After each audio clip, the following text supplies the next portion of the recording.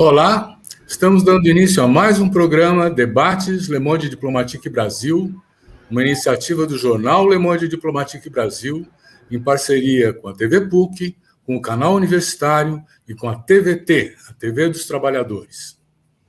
Hoje, excepcionalmente, nós estamos fazendo um programa ao vivo para tratar das mobilizações bolsonaristas no 7 de setembro. Vamos discutir os eventos e as implicações políticas que isso envolve. E para trazer essa análise para vocês, nós convidamos dois especialistas, dois analistas do cenário político brasileiro, que eu quero apresentar para vocês agora.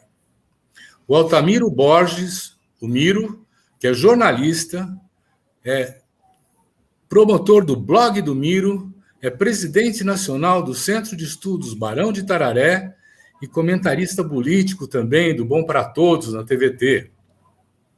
Quero também trazer, obrigado, Miro, por estar aqui.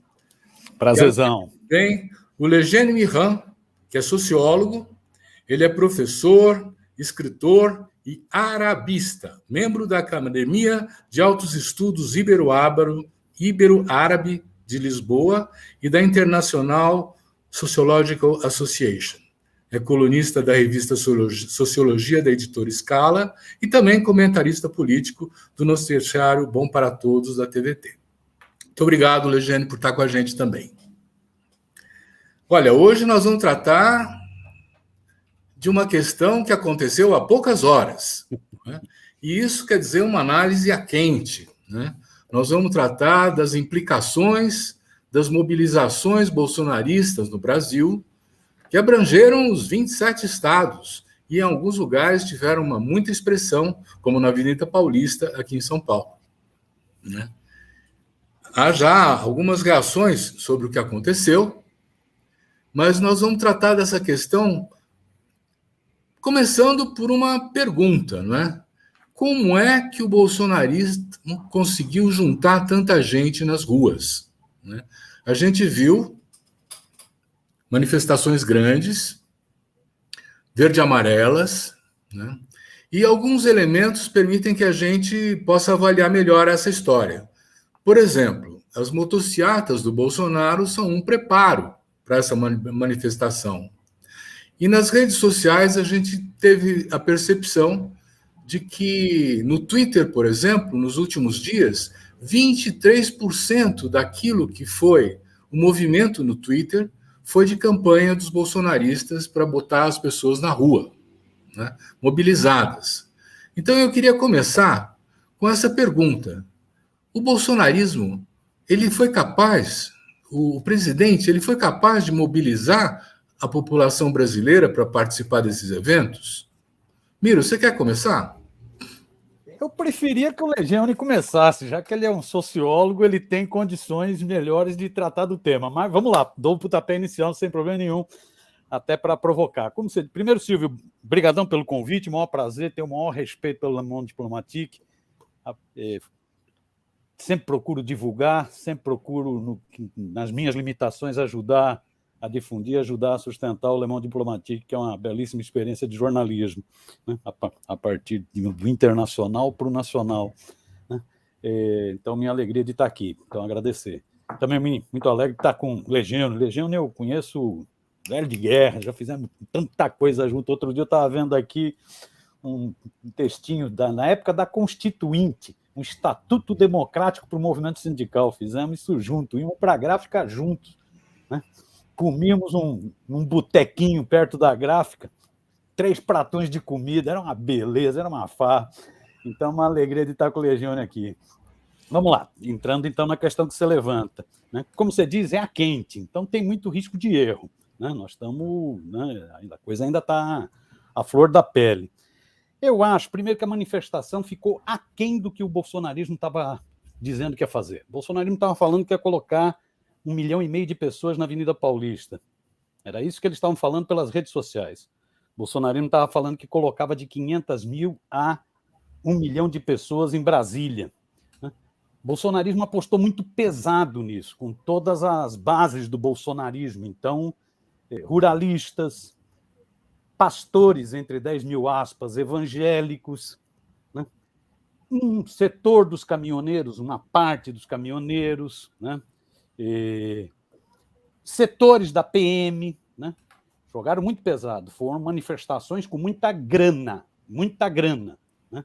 É bom ir atrás daquele prefeito que foi preso, que foi detido, né? Retido no aeroporto de Congonhas, aquele prefeito lá de uma cidadezinha do Rio Grande do Sul, Cerro de não sei o que, o nome, com R$505 mil, indo de São Paulo para Brasília, né?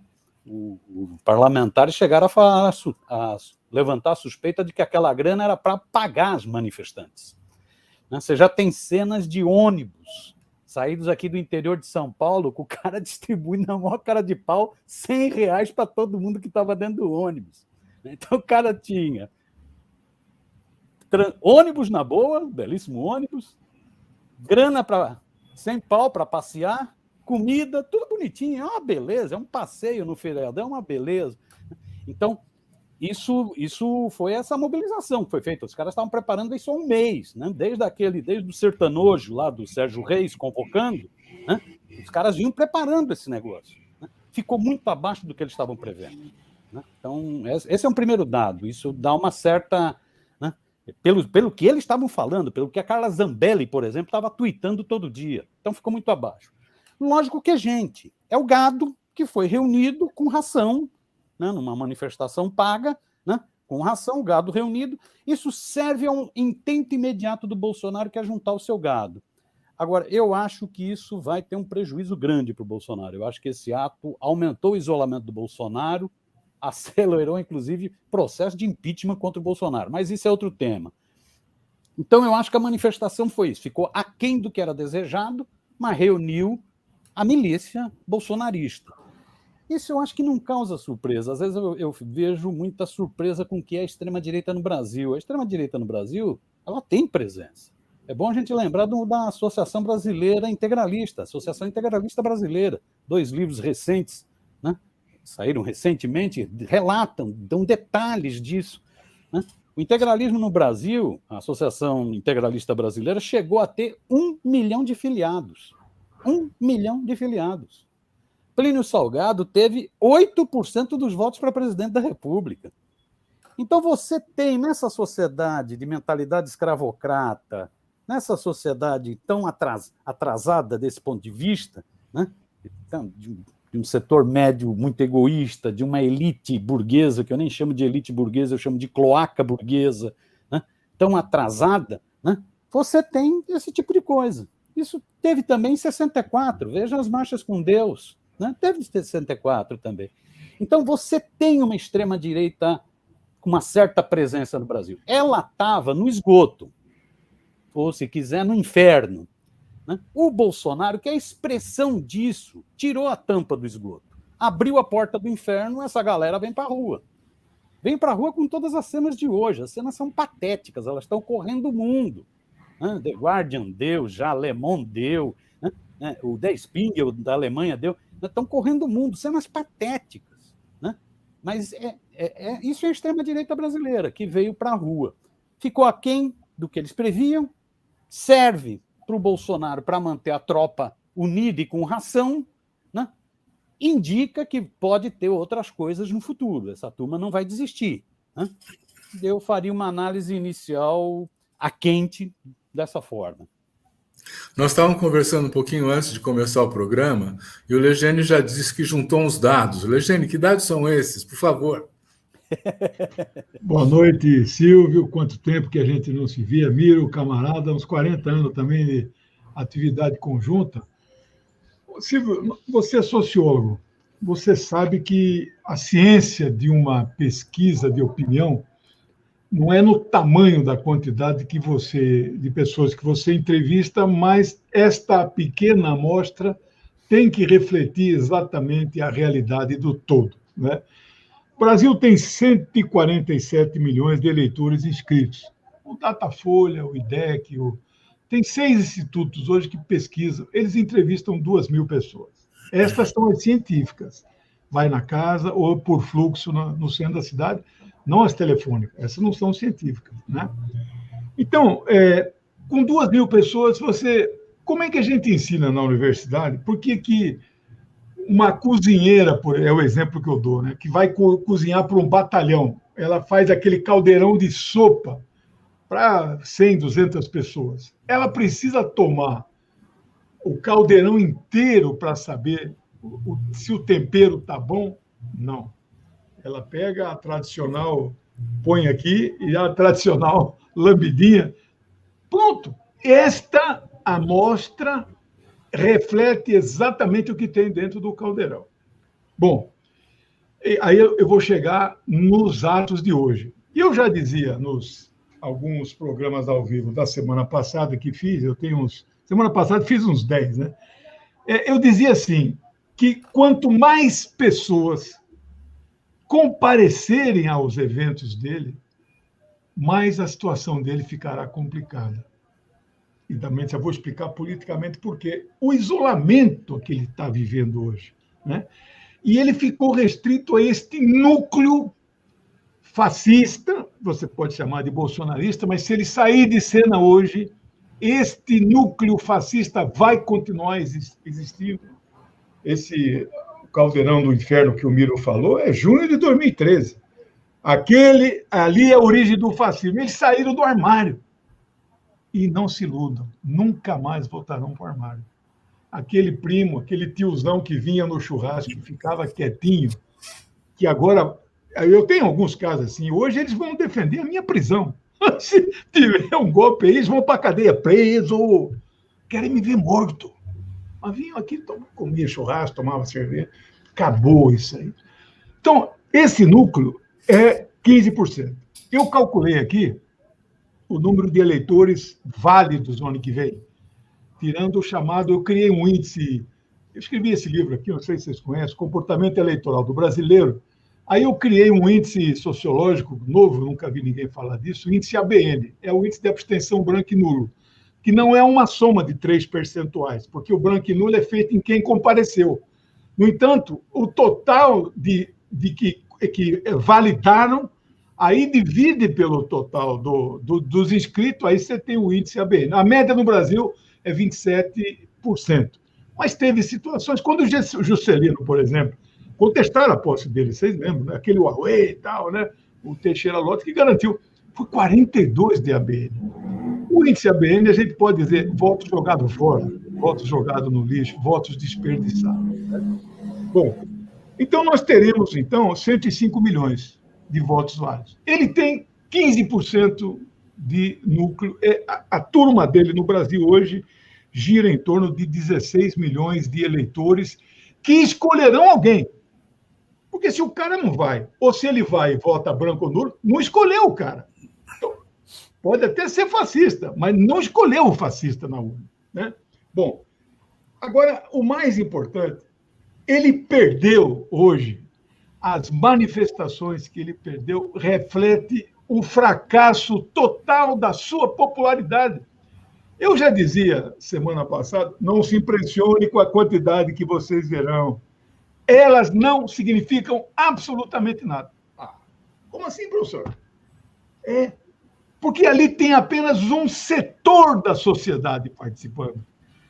Em Brasília, o pobre que tinha lá recebeu camiseta, lanche e R$100 para estar lá. Provavelmente não vai votar nele. Os carrões, desde ontem, o agronegócio. Então, este público no Brasil, que é o público da alta renda, é 4,4% dos eleitores brasileiros. Esta fatia daqueles 147, e aí se você aplicar isso nos válidos, isso significa 4,7 milhões de pessoas. Ele tem 21% disso, nesse segmento. Isso as últimas pesquisas estão mostrando. E mesma coisa na idade. Eu não pesquisei escolaridade, porque ali tinha de tudo, né? Pós-graduação, pós-doutorado, e não pensa porque título da lucidez política não dá, né?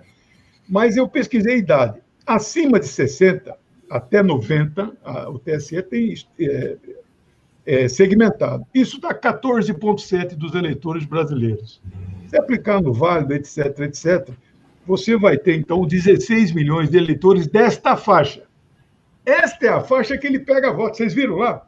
O duro que eles iam nos ônibus cantando a juventude do Brasil, aquela marchinha dos anos 70, aí filmava, né? Mas não tinha jovem ali, né?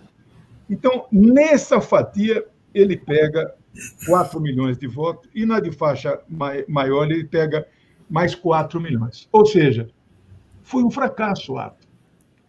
Proporcionalmente falando, com base nesta ciência, o nosso glorioso ato do Anhangabaú, que os organizadores disseram ter 50 mil, é muito mais representativo do que os 200, 150 mil da Paulista.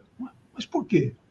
Porque naquele ato do Anhangabaú, todos os setores e segmentos da sociedade estavam representados. Aliás, com entidades, inclusive, altamente representativas, coisa que ele não tem, né? Então, isso é só algumas observações de número para tranquilizar, porque o que eu já recebi de SAP hoje, viu, Silvio Miro, é impressionante. Não, como que você explica isso? Já perdemos nada, meu amigo. Ele é candidato forte à derrota. E não está entre mim aqueles que analisam que as eleições serão muito difíceis, que ele é um candidato duro. Não, não. Eleição fácil para a esquerda nunca é. Mas, meu amigo, dizer que vai ser... Se ele chegar, né? Se ele chegar... nós vamos chegar lá nessa conversa. Então, é tudo isso. A gente pode depois falar mais sobre a questão do desdobramento político aí, que é o importante, né? Então, deixa eu trazer uma outra questão que eu acho assim interessante, sabe? A defesa da liberdade de expressão para poder veicular as fake news, a defesa da Constituição, né? Dizendo que o Supremo Tribunal Federal não cumpre o seu dever, está extrapolando, né? Enfim, quer dizer, ele fala assim de uma sociedade livre, de uma sociedade justa, de uma sociedade honesta, né? Ele fala da importância da cidadania. Miro, isso não são bandeiras da esquerda? O Bolsonaro é um picareta, isso é um bandidaço. É um bandidaço. Os dois discursos dele, o de Brasília de manhã e à tarde, na minha opinião, não sou jurista, na minha opinião, caracterizam um crime de responsabilidade, os dois, né?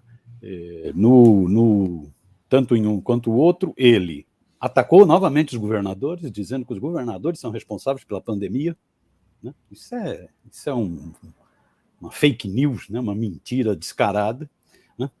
Ele atacou o Supremo, mas dessa vez ele foi adiante, não é que ele atacou só o Supremo, ele ameaçou enquadrar o Supremo. Isso não existe, isso é crime de responsabilidade, né?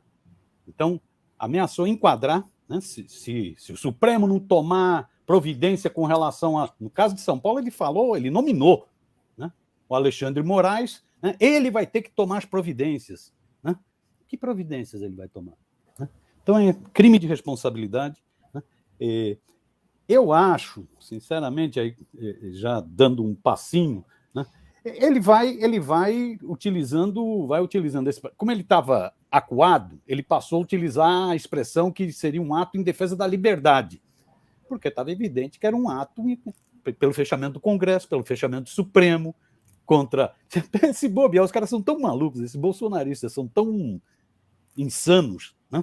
Estavam pedindo o fechamento da embaixada da China, estavam pedindo para expulsar o embaixador chinês.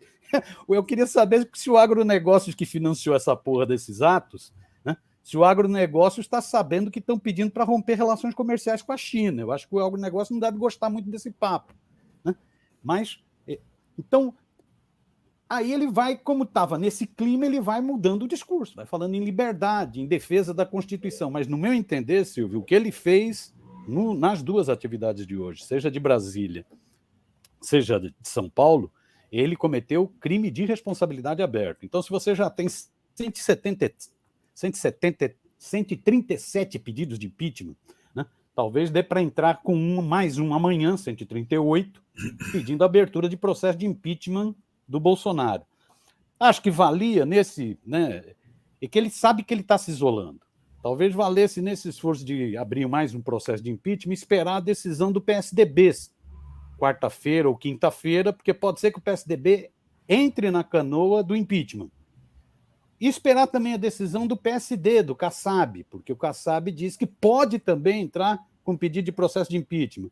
Ou esperar também a posição do Solidariedade, porque o Paulinho disse que convocou o Solidariedade para tomar posição com relação a pedido de impeachment. Ou seja, seria um belo pedido de impeachment somando PSDB, PSD e Solidariedade, mais um. Né? Eu acho que ele cometeu crime de responsabilidade. E ele vai utilizando o linguajar para enganar os trouxas, né? Para tentar, com isso, fugir de qualquer processo. Diga. Não, agora nós precisamos ver como reagem os outros poderes, porque o Lira continua sendo um baluarte de defesa do Bolsonaro. Será que ele consegue continuar assim? O que o Senado vai fazer? O que o Supremo vai fazer? Miran, você tem uma ideia? Está perguntando para mim ou para o Miro? Não, para o Legene. Para você. Bom, eu tenho uma ideia, né? Quer dizer, não sei se é a correta, mas o isolamento dele é de um nível que só se compara. Eu até fui resgatar a data 3 de julho de 2013. Houve um golpe no Egito, vocês lembram? O Marechal Sisi oficialmente deu um golpe, derrubou o presidente eleito, né, Mohamed Morsi, que já morreu até, foi preso, morreu na cadeia. Né? Daí ele mandado de muçulmano. Todo mundo chamou de golpe. Eu, na época, escrevi um artigo, não usei a palavra golpe. Eu acompanho, né, coisas ao vivo de lá, Al Jazeera, Al Arabiya, etc. Não é? Eles têm tudo em inglês, né? O meu árabe não é suficiente para isso. Eu fiquei impressionado quando eles deram uma coletiva. Todos os partidos existentes no Egito estavam atrás do presidente da Suprema Corte. A Igreja Copta e o Mufti, que é a autoridade máxima do Islã. Todas as entidades representativas de todos os setores, centrais sindicais, tudo. Aí eu falei assim, puxa, chamar isso de golpe, não é? Ainda mais sair em defesa de um cara que era do tipo fascista, anticomunista como esse. Nós estamos vivendo uma situação exatamente parecida com essa. Me fala, vocês que nos assistem, escrevam aqui no chat, qual é o setor, qual é a instituição que hoje está do lado dele? Acabou. É 11-0 no Supremo, 7-0 no TSE, e a PGR, quem assumiu o comando são os subprocuradores. Eles é que estão pedindo a prisão dos fascistas da forma mais correta possível. Nós somos contra essas prisões, nós não somos punitivistas, nós queremos, né, transitar em julgar tudo isso, mas crime, como é que fala? Flagrante delito. E quando você comete na internet, dizem os juristas, enquanto não sai aquele vídeo do ar, é crime continuado. Então está correto. Por exemplo, prender o Jefferson, ele tem capacidade de pressionar a testemunha, ele tem capacidade de sumir com provas. Então está correto. Ele está achando que está vivendo uma onda de fascismo. Olha só, o fascista reclamando que fascistas estão sendo presos e alegando, inclusive, liberdade de opinião. Você viu que ele defendeu a anistia política? A anistia aos presos políticos, etc. Bolsonaro acabou. Já vinha se acabando, né? O Supremo reuniu hoje os 11, virtualmente, né, por internet. Amanhã alguma coisa vai acontecer. Eu acho que a burguesia ainda está avaliando se tira os dois, se tira só ele. Está vendo a alternativa, né? E ela ainda não tomou. Agora, vai tomar a decisão, eu acho que nos próximos dias. Não estou dizendo aqui que ele vai ser afastado, mas tem outros mecanismos, inclusive a renúncia. Eu tenho falado, renúncia tem vários tipos. Tem a espontânea, tem aquela que fala assim, olha, você tem que renunciar. Senão, lembra o que Góes Monteiro fez com o Getúlio em outubro? Renuncia. Né? Porque você não vai ser candidato. Nós não vamos te prender, você pode ir lá para a sua terra, mas tem que renunciar. Então, é uma situação, chegou no limite, acabou. Eu acho que amanhã o Supremo vai emitir uma nota, quer dizer, notas de repúdio, notas duras, não derruba ninguém. Mas eu acho que vai tomar uma medida. Não sei se o Supremo caça, porque na Câmara está difícil. né, o movimento da sociedade, da opinião pública, não dobrou a espinha dorsal daquele bolsonarista que preside a casa. Então, mas amanhã ou depois de amanhã vocês vão ver, porque são várias frentes que estão. O cerco está se fechando sobre vários aspectos. Imprensa. Em 64, toda a imprensa estava contra nós. Hoje o PIB está contra ele, a Febraban emitindo nota. Quer dizer, quem é que está com ele mesmo? Né? É isso, eu estou achando que nós vamos ter novidades amanhã aí. Não dá para prosseguir dessa maneira. O Supremo, ele ameaçou, pela primeira vez, ele ameaçou fechar o Supremo. Pela primeira vez ele disse, não cumpriremos nenhuma ordem de prisão emanada por Alexandre de Moraes. E o Alexandre não está emitindo ordem, ele está acatando a opinião da Procuradoria. Né? Acabaram de prender um agora, tal do Eustáquio, né? Voltou para cana. Tem que ir para cana. Né? Fascista tem que ir para cana. Isso, mas como eu disse isso aí, mas o isolamento é muito grande. Viu? Olha, mas antes de ser otimista, eu fico pensando assim, no voto impresso ele teve 208 votos no Congresso, do Centrão, que está sendo muito bem nutrido, né, pelo Bolsonaro com verbas incríveis. Né? E eu fico pensando, qual seria o plano B, Miro? Bota quem no lugar? Plano B? Antes de falar do plano B, hoje o Arthur Lira deve ter ficado incomodado, né? Porque ele tinha feito uma combinação tinha feito um acerto com o Bolsonaro de que, votado a questão do impresso na Câmara, derrotado, que o assunto morreria.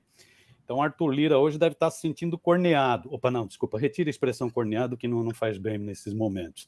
Deve estar se sentindo mal, deve estar se sentindo traído. Né? Nem bombeiro ajuda a resolver a situação do Arthur Lira, também retira bombeiro. Porque o Bolsonaro foi explícito, né? Voltou a falar em fraude eleitoral, que não aceita fraude eleitoral e que vai enquadrar. Vamos ver como fica o Centrão. O Centrão é uma força pragmática. O Centrão não se vende. O Centrão se aluga. Se aluga para todos os governos, ele se alugou. Todos os governos ele se aluga. Né? O Centrão ele vai sentindo. O Arthur Lira ele está sentado em cima de uma enormidade de grana para emendas, inclusive as emendas secretas, não é isso? Denunciada pelo Estadão. Né? Ele está sentado um monte de nomeações para cargos importantes, né? Ele está fazendo o jogo. Ele vai fazendo o jogo. Cada vez que o Bolsonaro se isola, o Bolsonaro fica mais refém do Centrão. Tem que ceder mais para o Centrão. Mas isso chega um momento que acaba também. O Centrão vai sentindo as coisas. Então, por exemplo, esse clima de instabilidade política permanente, de turbulência, não interessa ao capital estrangeiro, como noticiou essa semana o Financial Times. Né? Essa instabilidade não interessa. Esse clima de turbulência. Esse clima de instabilidade não interessa para o Centrão.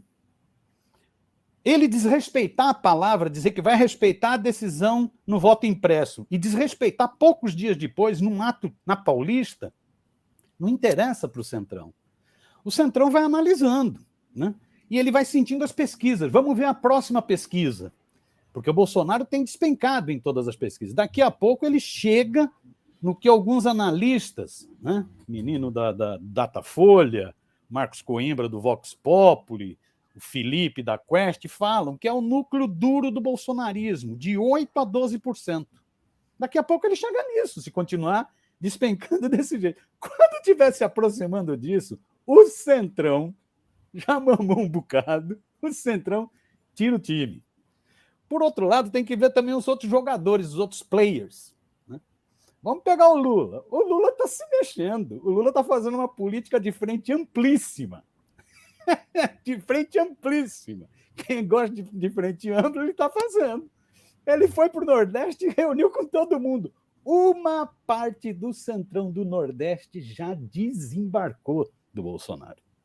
Já desembarcou do Bolsonaro. Vi de Bahia, vi de Pernambuco, uma parte de PP, PSD. Ou seja, o Lula está fazendo uma política de frente ampla. Ele está isolando o Bolsonaro. Ele está isolando. São os outros players que estão jogando. Várias forças têm falado isso, né? Que é preciso juntar a força do lado de cá para isolar o fascista do lado de lá. PCdoB fala isso, PSOL fala isso, né? PT fala isso, Rede fala isso, né? Várias forças têm feito essa movimentação. Então, somos outros players. Eu acho... Vamos ver. Plano B. Qual que seria o plano B? Nós temos aí essa possibilidade de Mourão, que é o que várias pessoas colocam, né? Caiu Bolsonaro, entrou Mourão. O problema é que eu não sei se os milicos estão com essa bola toda. Os milicos têm sofrido um grande desgaste, né? Os milicos sofreram grande desgaste porque colaram os generais ao capetão. Então, só aí já sofreram desgaste, porque colaram com um sujeito tosco, fascista, imbecil, né? Então, colaram. Então, já sofreram desgaste. Aí ainda pega o Ministério da Saúde, aí o desgaste é muito maior, porque aí o general Pesadelo, lá, o general Pazuello, né, ele está carregando os mortos nas costas, sobrou para os militares. Agora eles estão pegando um outro pipinaço. Essa história da crise energética, de racionamento, apagão, vai sobrar para um almirante de esquadra. É bom a gente não esquecer que o ministro de Minas e Energia é milico. Milico, Bento Albuquerque. Ou seja, os milicos estão sofrendo muito desgaste. Os milicos vão topar um negócio desses? A conferir. Então, mas olha, hoje sai no jornal, na Folha, que o presidente milico da Petrobras ganha R$260 mil por mês. Né? E tem 6 mil militares nos ministérios, nas autarquias, nas estatais, mamando desse jeito, para não falar das aposentadorias e dos privilégios. Vocês acham que eles vão querer abrir mão, sair assim? Quer dizer, você está fazendo um argumento, Miro, de que a questão se resolve eleitoralmente. O Bolsonaro está adiantando o passo, ele está falando assim, eu vou dar o golpe, eu estou preparando um golpe. A ideia do Conselho da República vai por aí também, né?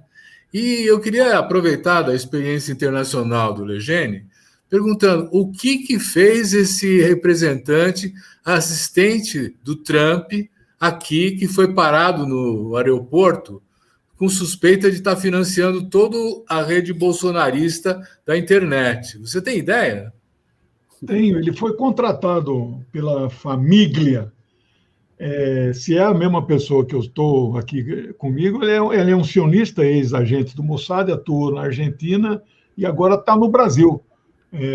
Provavelmente ele não fala nada do português, talvez muito pouco o espanhol, mas quem o recebe fala o inglês com ele, não tem problema. Ele é uma carta enviada na manga, por isso que a gente pode chamar de internacional fascista no mundo, né? Que o Dudu Bananinha ele participa por indicação do Steve Bannon, né? Então, esse cara é um agente do Mossad, é um sionista. O Bolsonaro é um sionista cristão, que é tão ou mais perigoso que um sionista judeu, né? Então é isso, bem objetivo, essa é a resposta que eu teria para te dar. Ele está financiando, então, com dinheiro internacional, as redes bolsonaristas? Isso, ele veio, então, monitorar tudo isso, mas ele vai assessorar no processo de marketing político daqui de adiante, entendeu? Ele é um homem da direita internacional, é um fascista, né? Quando nós derrotamos Netanyahu lá em Tel Aviv, né? A comemoração que nós fizemos não foi pela essa turma que foi eleita, porque para os palestinos não mudou nada, mas foi pela derrota do fascismo. A mesma coisa nos Estados Unidos. Quando a esquerda foi para a rua fazer festa, não era para comemorar a eleição do Trump, do Biden. Para comemorar a derrota do fascista, não é isso? As pessoas não conseguem, às vezes, separar as coisas. No Afeganistão, uma coisa muito parecida com essa. O imperialismo tomou a maior surra que não tinha tomado desde 75 no Vietnã, e nós temos que comemorar efusivamente, o que não significa automaticamente comemorar e apoiar o governo da guerrilha camponesa. É a guerrilha camponesa, por favor, não chame o Talibã de terrorismo, que é complicado, tem muito erro nisso, né? Então, esse é o momento. Aliás, aquela luta daqueles guerrilheiros pobres estão ajudando a alteração da correlação de forças do mundo. Nós temos que ser dialéticos. Eu publiquei essa semana, ontem, hoje, uma possível análise marxista do que aconteceu no Afeganistão, uma revolução, luta de classe. Pô, se nós estudamos o marxismo, nos dizemos marxismo, temos que aplicar, né? Eugênio, vamos voltar para cá. Fez uma teoria maravilhosa, né? Então, olhando aqui no Brasil, a situação, o mundo caminha contra o fascismo. Então, você achar que esse cara tem alguma perspectiva, quando você fala golpe, o Silvio, eu acho que não. O golpe tradicional é os militares derrubarem quem está no poder. Isso não vai acontecer. Não vai acontecer. Não vai acontecer. Mas nós tivemos um golpe parlamentar para derrubar a Dilma. Não é aquele clássico dos militares com as botas, não sei o quê, mas houve. Né? E eu me preocupo muito com o fato de existirem mais de 700 mil policiais militares fiéis ao Bolsonaro. Na medida em que ele vai ficando mais isolado, mais sozinho, ele vai apelar para aqueles que são fiéis a ele. Miro, você acha que tem algum risco? Silvio, eu também sou muito cauteloso. Eu lembro que muita gente disse não vai ter golpe em 16 e teve golpe. Muita gente dizia. Eu lembro um debate no Barão de Tararé, poucos dias antes, eu lembro as pessoas falando, não vai ter golpe, isso é chantagem do PT para conseguir apoio, não vai ter golpe de jeito nenhum. Teve golpe. Os caras romperam tudo, o Supremo com tudo. A gente dizia Lula livre, e o Lula ficou preso 580 dias. A gente dizia fora Temer, e o Temer cumpriu o mandato. A gente dizia ele não, e o fascista foi eleito.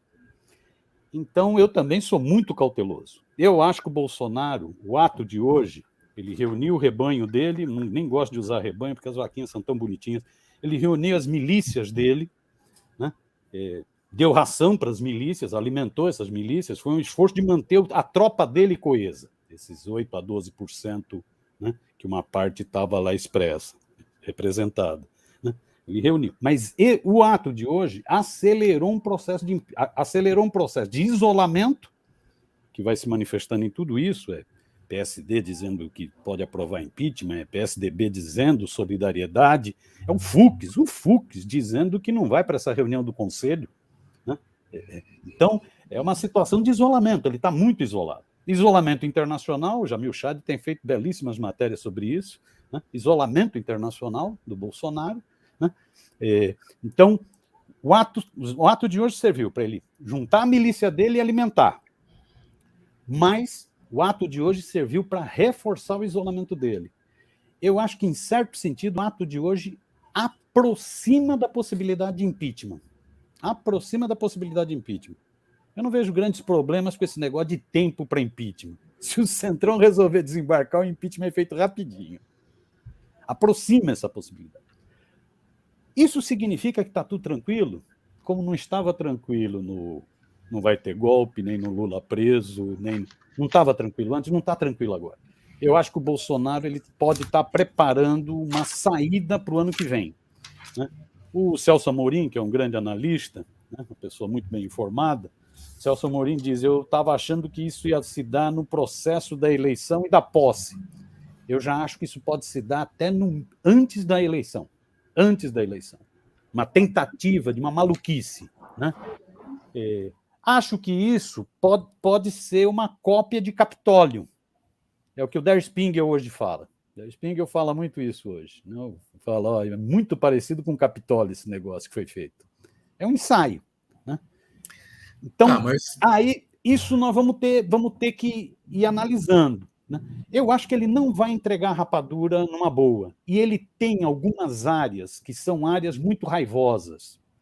Então, você tem, desde paramilitar, miliciano, você pega esse processo de favelização do Brasil, de centros urbanos, abriu espaço para um crescimento muito grande de milícias. Então, você tem desde milicianos até PMs amotinados, você tem.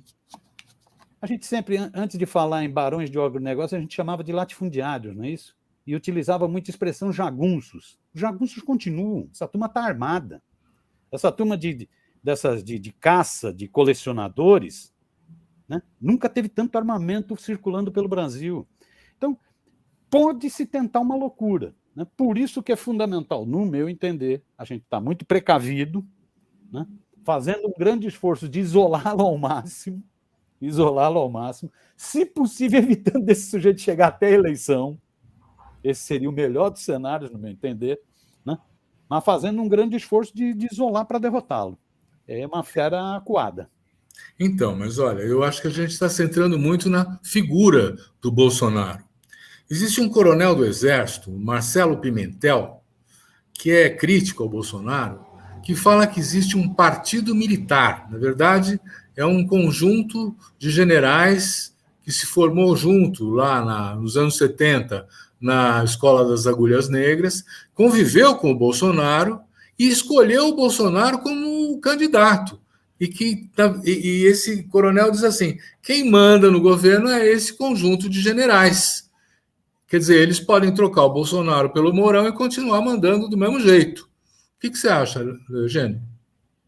Eu queria só teorizar esse negócio de golpe.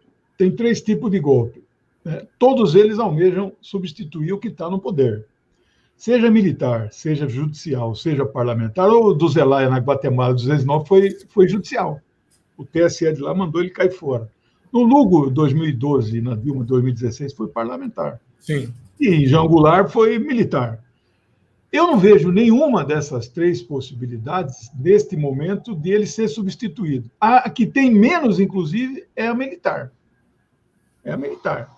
Eu acho que, como o Miro falou, o impeachment começa a tomar um fôlego, mas é muito demorado. O Brasil não aguenta mais. Eu nunca imaginei, 46 anos de militância comunista, com muito orgulho, eu nunca vi uma situação onde um empresário põe a cabeça a prêmio né, de um ministro da Suprema Corte. Eu estou impressionado com isso, né? Então, não há mais clima. Então, a possibilidade que eu vejo hoje melhor, né, e mais rápida, menos traumática, é esse processo que está tramitando no TSE. Só que aí caça a chapa. Isso. Em caçando a chapa, a bola vai para o Congresso. A burguesia fala: agora vocês decidem. E o nome que eles possam decidir seria o Mourão. Então, o Mourão sai meio que porque não tem outra alternativa de tirá-lo de outra. Não dá para você separar, tirar só o Bolsonaro e deixar o Mourão. Por esse processo, não dá, né? Então, poderia ser. Esse é o meio mais rápido. E aí tem o da renúncia. A renúncia tem 3 teorias de conjunto, tem 3 subdivisões que podem. São várias possibilidades. Eu, hoje, aposto, mesmo que estou cauteloso, igual o Miro falou, não pensa que eu estou ufanista. Mas aqui a situação, eu estava listando aqui quais são as forças que estão contra ele. Mas são tantas que é melhor falar quem é que está com ele. É uma parte dos evangélicos, só os neopentecostais, porque os protestantes tradicionais estão se afastando. A Batista, a Católica, semana passada, né? A minoria do generalato. Esses generais que esse coronel mencionou são os generais de pijama, eles não estão nativos. O generalato hoje de 4 estrelas são 15. Ele não tem maioria no generalato mais. Você viu o discurso no Dia do Soldado do cara? O cara fez a defesa da democracia, entendeu? Das instituições, né? Ele tem o SBT e a Record, e uma parte do Centrão. Cada dia ele perde um. O Kassab não vê a hora de abandonar. Eu vi isso. Tem 2 coisas, né? A frente ampla deste momento para derrubar o fascismo e a frente ampla que o Lula está formando para o ano que vem. São coisas distintas. Nós temos que ver que parte desse centrão e parte da antiga chamada direita, o PSDB vai desembarcar. Já desembarcou. Hoje deve ter ido no Anhangabaú lá, engrossar o nosso ato. Espero que não tenha encontrado uns malucos do PCO que eles andam batendo aí, né? Eles são contra a frente ampla, né? Mas é isso. Ao mesmo tempo que eu estou cauteloso, eu acho que não tem mais saída para ele. O meu programa com o Zé Reinaldo, amanhã de manhã, às 10 horas, é a questão internacional. O mundo inteiro está de olho no Brasil. Ele não tem apoio do Biden mais. Jamais. Não, ele jamais teria. O que se discute é se o Biden poderia até dar um empurrãozinho para o Luiz Inácio, né? Que é capitalista. Ele não vai destruir nada do capitalismo no Brasil, né? É isso, Silvio. Não sei se... E, Miro, o que a gente faz? Os 6 mil militares que estão no governo voltam para o quartel? Eu volto a dizer, eu sou muito cauteloso nesse negócio. Eu acho que Bolsonaro perdeu muitas partes, né? Bolsonaro tinha vários pilares que mantinham o Bolsonaro. Bolsonaro é fruto da circunstância, na minha opinião, né? Bolsonaro é fruto da circunstância que o capitalismo está vivendo no mundo, tanto é que não é um fenômeno brasileiro. É o Bolsonaro aqui, era o Trump nos Estados Unidos, era o Boris Johnson no Reino Unido, era o Salvini na Itália, era a Le Penzinha na França, ou seja, é fruto desse processo de deterioração que o capitalismo atingiu, fruto da crise das instituições. Ele tinha alguns pilares. Vários desses pilares estão sendo destruídos, né? Eu acho que esse pilar evangélico já sofreu abalos. Eu acho que o próprio pilar Olavete, dos seguidores lá daquele filósofo de orifícios, Olavo de Carvalho, sofreu abalos também, né? O pilar morista, que foi fundamental para a vitória dele nas eleições, sofreu abalo. O Moro levou, o Marreco de Maringá levou um chute no traseiro, né? Então, eu acho que ele ainda tem dois grandes pilares que estão tendo fissuras, mas ainda não rachaduras. Um pilar é o da cloaca burguesa. Eu acho que essa cloaca burguesa ainda acha o Bolsonaro funcional. Bolsonaro é legal para passar boiada, para aprovar a reforma da Previdência, para aprovar, né, para tentar aprovar a mini-reforma trabalhista, que foi derrotada no Senado. Bolsonaro ainda é funcional para privatizar a Embraer, privatizar Correio, é funcional. Então, uma parte da cloaca burguesa ainda é um pilar de sustentação. A outra parte, o outro pilar de sustentação do Bolsonaro, no meu entender, é o Partido dos Militares. Eu tenho acompanhado muito essas análises sobre a situação dos militares no Brasil, um caboclo que tem tratado muito desse tema, na minha opinião, com muita propriedade. Manuel Domingos, lá do Piauí, tem tratado com muita propriedade, entende muito desse negócio, né? Eu não sou especialista nisso, né? Mas me dá a impressão que o Partido Militar ainda está meio coeso.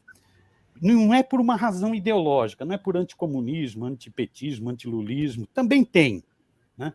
Anti-anistia, anticomissão da verdade. É também por uma razão fisiológica, né? O Partido dos Militares é isso, 6 mil e poucos militares que foram para cargos do governo. Essa semana saiu, a Folha de São Paulo publicou, né? Nas 16 estatais, os caras estão ganhando quase... Tem gente ganhando R$300 mil por mês. Né? Mês passado, esse general Braga, que disseram que não ia para o ato de Brasília, e foi. Ganhou mais de 100 pau por mês, o ministro da Defesa. O Mourão, que disse também que não ia para o ato, mas foi no ato de Brasília. Foi no ato de Brasília. Ganhou mais de 100 pau por mês. Né? Então, essa turma, por razões ideológicas e por razões fisiológicas, isso sem falar dos contratos milionários com os Estados Unidos, porque as Forças Armadas brasileiras são totalmente dependentes dos Estados Unidos, né? Esse partido militar ainda está junto com o Bolsonaro. Está sofrendo fraturas, está sofrendo fissuras. Então, eu acho que o que garante Bolsonaro ainda são esses dois pilares. Cloaca burguesa, partido militar. Sofrendo fraturas. Eu acho que ele vai se isolando cada vez mais. Isso pode romper esses pilares também, a conferir. Olha, nós estamos chegando ao fim do nosso programa, é rápido esse tempo, o papo é bom, né? Eu queria fazer mais uma pergunta para vocês, né? Que é um pouco... Eu estou vendo um ar meio otimista nas falas de vocês. Vocês estão achando assim que o Bolsonaro vai embora, né? Mas nós temos um problema que não vai se resolver nesse programa, mas que é que alternativa nós temos, porque no mundo inteiro não existe hoje um governo, uma plataforma, vamos dizer assim, de esquerda para transformação social. Quer dizer, o que a gente pode esperar se o Bolsonaro sair? Falo eu primeiro ou falo o Miro? Não, você, bicho, você responde isso, é facinho. Olha, eu vou pegar o embalo do Miro dessa questão, ele chama de cloaca da burguesia. Eu fico, a burguesia brasileira, ela está dividida em 3 pedaços. Eu não sei o tamanho desses pedaços, eu nunca fiz pesquisa com eles. O que eu sei é que uma é fascista e vai com ele abraçado até a morte, pagando 7 o litro, dólar a 6, está prejudicando a vida, mas ela é fascista, ela vai com ele. É aquela da escolha difícil, né? O Estadão desembarcou, o Globo desembarcou, a Folha desembarcou.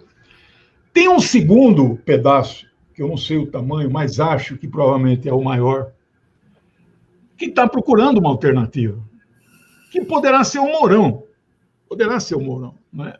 Ou poderá ser uma terceira via que não vai vingar no Brasil. Não há espaço. O mundo hoje está aguardando a volta do presidente Luiz Inácio Lula da Silva. Com todo respeito, né?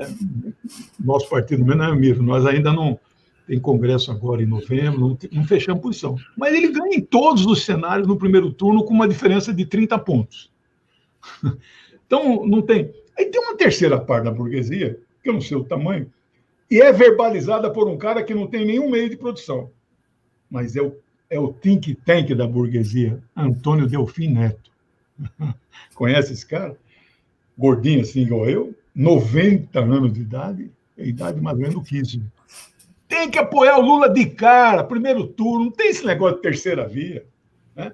Esta parte aqui, que eu não sei o tamanho, pode prevalecer e ajudar a minguar a tal da terceira via. E se ele sai, aí a segunda via, aí vai minguar também, porque não tem um nome para enfrentar o Lula. Não tem um nome. Eles, no caldeirão lá de maldades políticas, eles estão tentando fabricar de tudo. Até aquele cara do Pânico lá, que é um fascista, se lançou candidato a presidente, Datena candidato a presidente, Pacheco. Os caras pensam que é o quê? 6 mil municípios, tem que ter estrutura, né? Entendeu? Então não tem para ninguém, não dá mais tempo, acabou. Então, você viu o Lira falando? O Lula vai ganhar por WO. Vai ganhar por WO. Então, essa é a situação. Eu espero que o melhor cenário é sem ele. Né? Que, aliás, ele não tem nem partido para concorrer ainda, né? Vocês sabem disso. Que partido dará a legenda para ele? Muito bom. É isso, Miro. Muito obrigado. Miro?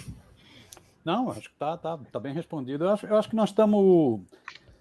Eu não sei se dá para dizer que não existe um projeto alternativo. Esse projeto vem sendo construído. Você tem várias instâncias procurando construir esse projeto. Né? Você vê, essa semana mesmo, aquela internacional progressista, Progressive International, né? Com Chansky, com o menino lá, o ministro das Finanças, ex-ministro da Grécia, né? Com Sanders, com o menino do Reino Unido, né? Se manifestou preocupação com relação ao Brasil, e essa internacional tem procurado elaborar um projeto alternativo. Eu acho que você tem, inclusive, já algumas experiências, né, de busca desse projeto alternativo. Eu acho que no Brasil nós vamos ter que aprender com as lições dos nossos erros. Nós tivemos muitos erros, nós tivemos muitos acertos nas nossas experiências de governos progressistas, mas tivemos também muitos erros. Na minha opinião, inclusive, o principal erro foi não investir no debate político na sociedade, não investir na politização da sociedade, o que tem a ver, inclusive, com meios de comunicação, né? Não saber trabalhar essa questão da comunicação na sociedade. Nós vamos ter que aprender com os nossos erros para elaborar um projeto. Eu acho que esse projeto ele vai ganhar corpo, né? Um projeto de desenvolvimento nacional, uma plataforma, vai ganhar corpo, né? E vamos ver o que vai dar o processo eleitoral do ano que vem. Né? Eu acho, aí concordando com a análise que o Legione faz sobre a posição do Lula nesse momento, né? Eu não acrescento nada, eu acho que é isso mesmo. Né? Vamos ver como isso vai se construindo. Nós temos que tirar lições, né? Tirar lições dos nossos... Nós fomos derrubados, essas experiências progressistas de governo foram derrubadas pelos acertos, não pelos erros, mas nós cometemos erros. Nós temos que tirar lições, nós temos que aprender com os erros para ver uma nova experiência de governo. Vai ser uma experiência muito difícil, porque o Brasil não é que ele está sendo... Não é só que vai precisar de ter um plano de reconstrução nacional, vai ser quase um plano de ressurreição nacional, porque o Brasil foi assassinado. Está né? morto. É isso, né? Isso que ocorreu, é lamentável. Então, só aí já é um plano, vai ser necessário um plano muito forte para essa ressurreição nacional. Acho que nós somos capazes de fazer isso, tem muita cabeça boa no Brasil, nós vamos para frente, aprender com a experiência internacional, aprender com os nossos erros e para frente. Muito bom, excelente papo. Eu quero agradecer ao Altamiro Borges, ao Legione Mirhan, muito obrigado por participarem. Agradecer a você também que nos assiste e dizer que semana que vem tem mais. Obrigado. Um abração.